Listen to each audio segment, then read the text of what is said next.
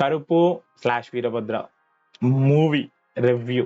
నాకు లిటరలీ తలుచుకుంటే movie scenes goose bumps వస్తున్నాయి. ఫస్ట్ అయితే చెప్తా, స్టోరీ కాన్సెప్ట్ అమేజింగ్. అదే మంచి స్టోరీ కాన్సెప్ట్, కొత్తదని చెప్పాను బట్ మంచి స్టోరీ కాన్సెప్ట్స్, నువ్వు మంచి తీసుకుపోయే రూట్. ఎగ్జిక్యూషన్ ఆ లెవెల్లో లేదు. అంటే చెప్పి సినిమా బ్యాడ్ అంటలేను, సినిమా మంచిగానే ఉంది, కానీ ఆ ఎగ్జిక్యూషన్ నువ్వు అసలు కరెక్ట్ వాడితే అసలు వేరే దగ్గర తీసుకుపోతుండే.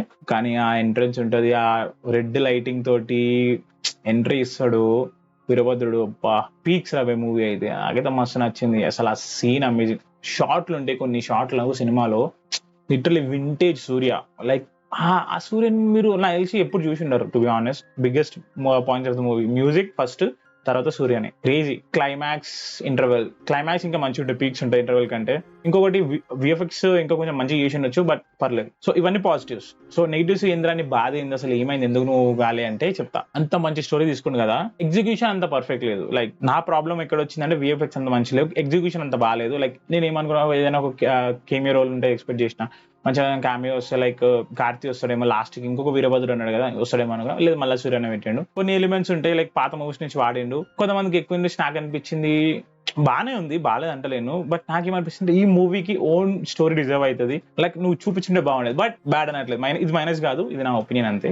మైనస్ వచ్చేసి అదే, విఎఫ్ఎక్స్ కొంచెం మంచిగా ఉండొచ్చు, ఎగ్జిక్యూషన్ మంచిగా చేసి ఉండొచ్చు, అంతే. ఇవి రెండు తప్ప నాకు మైనస్ ఏం లేదు సినిమాలో. సినిమా అమేజింగ్ మ్యాన్, కమాన్, మస్తు ఉంది సినిమా.